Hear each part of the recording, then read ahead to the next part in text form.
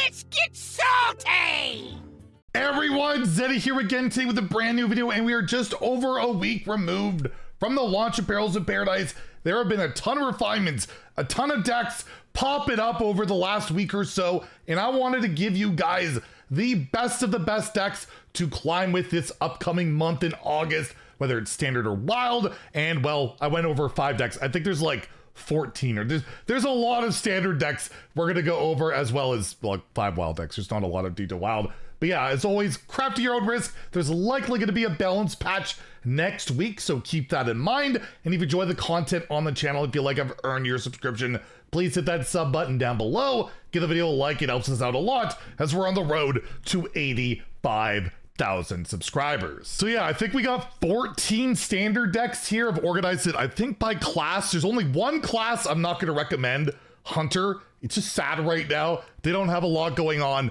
But arguably the best deck in the game, at least at higher ranks, Concierge Druid, really strong, likely a nerf candidate. I'll try and highlight if a deck is a nerf candidate as we go along, in case you want to craft some of the stuff. Yeah, basically plays like a tempo deck in the early game with your Nest Matrons, your Chia Drakes, just get a lot of stats, ramp up, and then in the late game, you could go Concierge, bunch of spell damage, murder your opponent with chalices, super effective. We had a video on it earlier, and it's just still doing really well. And now the meta kind of adapting to this deck, where people are trying to beat this more than they're trying to beat Ziliax. But Ziliax certainly does have presence in the other Druid deck that's very strong, in ramp, tempo druid, whatever you want to call it. We have the new card in here, like New Heights. You could wild growth, you could splish splash whelp. You got a lot of ramp, which can let you go into Flower Child, Doomkin, and of course Unkiliax, which we have 1 copy of Hydration Station, which it can come back, bring vibe back, and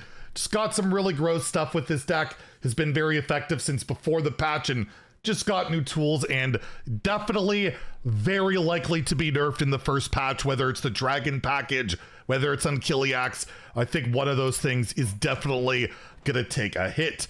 Next we have Pirate Shaman is emerging, is really good at high legend across all ranks. I think arguably this is the best deck right now at every rank bracket, where you have all the new good pirate cards from Demon Hunter, which you can access with Carefree Cookie. I'm still waiting on my signature. I will not craft it. I'm very low on dust, as you can see.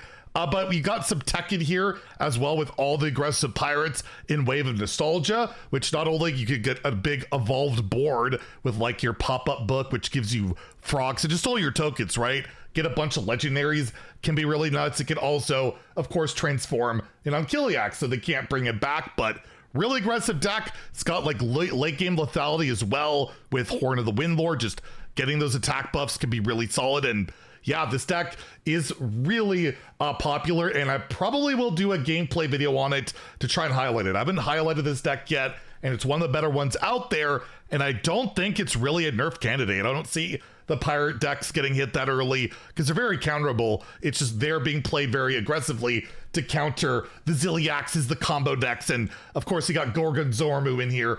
Pretty rad card, but free, so it makes the deck at least slightly more affordable. But I guess if Ziliax gets nerfed, this deck gets nerfed. I think if Ziliax get nerfed, every deck basically gets nerfed out there, unless it's like Elementals. And well, speaking of that, Shaman's doing pretty well right now. Elemental Shaman still doing really well. I think Elemental Mage might be better win rate wise, but they're very close. And of course, it's all about Lamplighter, just playing a bunch of elementals every turn till you can kill your opponent at the late game. And of course, you've got Scar in there too, which not only acts like Lamplighter, but it hits absolutely everything. Incendious, I didn't even realize, somebody clarified in the comments, works well with Magatha, so it's a pretty good inclusion, as you actually don't discard or give them that spell, the Eruption, so that's pretty nice. But again, this deck, likely a nerf candidate. Lamplighter is something to look out for, and it's only a common, so if you got a craft Insidious, you can craft a bunch of these expensive cards just for this deck, might be one you want to hold off on. But if you have the cards,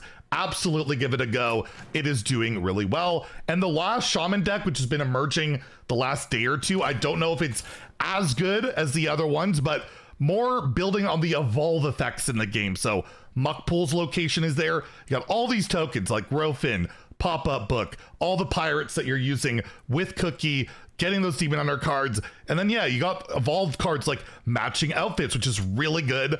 on a Sea Giant, or you Wave of Nostalgia, get a legendary, and then you can evolve and get to big minions, right? This deck can do a lot of early flood damage, and then of course, if you have a big board, you can give it Bloodlust and murder your opponent. So this might be a deck you want to try out. It's more on the fringe side, but it does look like it's competitive enough, and I've seen it a lot on ladder the last day or so, and maybe we'll get a video on this one too. We'll see, but I think we'll start with the Smorkin Pirates whenever we can get to that.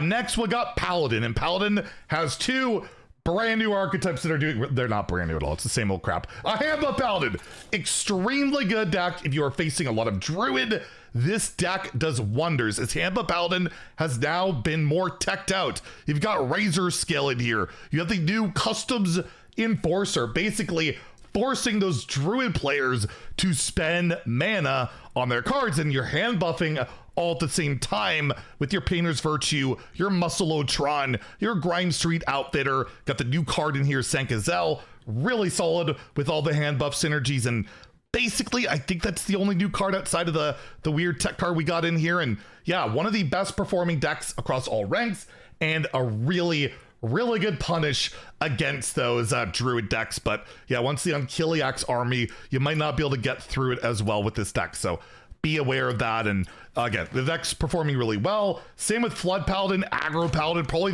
one of the better decks against all ranks. So if you're at a lower rank starting out, this could be a good starting deck for you. Has like 0 new cards outside of Gorgon Zormu, which is free. So the only new card in this deck that I noticed at least is a free card. And yeah, you're basically flooding the board with early game tokens. You could go Showdown, Sea Giant, cheat out your Ziliax with the ticking piling module. Again, the only nerfs that are probably going to happen to these decks is Ziliax, so always keep that in mind. But again, very well-performing deck, just not a lot of new cards in it. Speaking of that, Pain Warlock does run a couple new cards. Of course, it's got Ziliax with Pylon module, ticking module. The new cards in here, Fearless Flame Juggler, it's getting a bunch of stats after self-damaging, Curse Souvenir, just a nice buff on your tokens, and Party Fiend, just an insanely good card. They power corrupt Flame Imp, but basically do a lot of self-damaging, cheat out Molten Giants, imprison horrors, try and kill your opponent, typically like turns 4 and 5. That's what you're looking for. And we got Grifta in here too.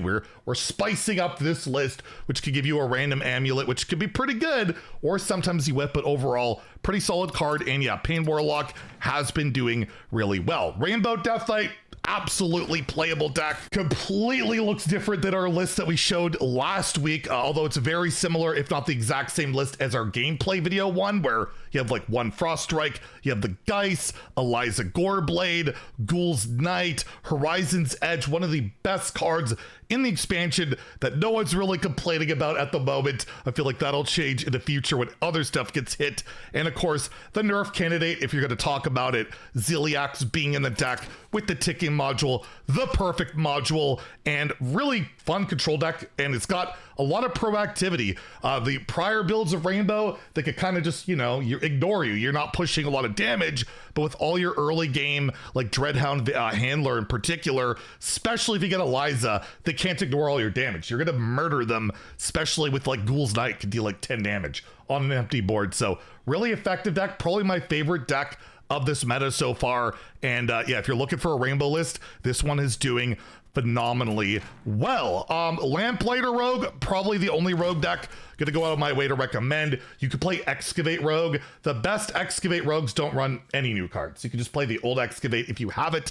But yeah, Lamplighter Rogue, again, nerf candidate because of Lamplighter. But yeah, you play Elementals until you get to that late stage of the game where you could go Lamplighter and like Shadow Step and then get more with Sonia's, or do stuff with like Garona, bounce around feature Garona. Don't go to your way to crafting this card, by the way. Has literally only seen play in this deck. And again, if Lamplighter gets nerfed, you're just getting dust for a common. So if you have these cards, go for it. Otherwise, I would probably hold off it. Again, Ziliax ticking, perfect module. Again, Ziliax likely going to get hit.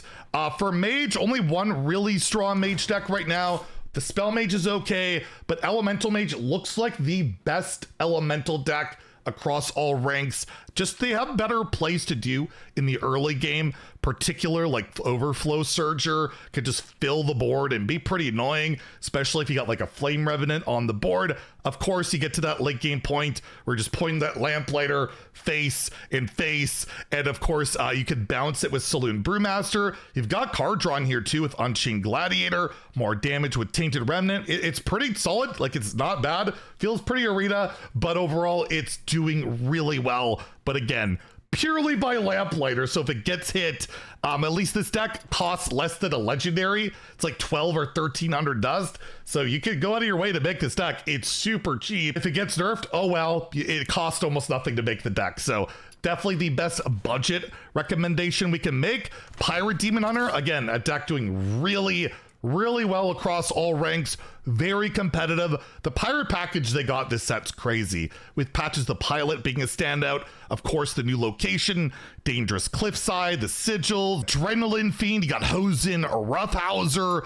Ziliax with a Pylon and Ticking Module. Super strong deck, and you know it's strong because this shell is used in Wild, which we'll talk about in a second, and does some really good work. You cannot go wrong with this deck, and I feel like it's not a nerf candidate, although I really wish they would revert Treasure Distributor. This card is stupid in both formats now. It's like, can we revert that? That buff didn't really make a lot of sense, but we'll see if they do. I think the deck would still be playable regardless. Ziliax Warrior has fallen off a lot.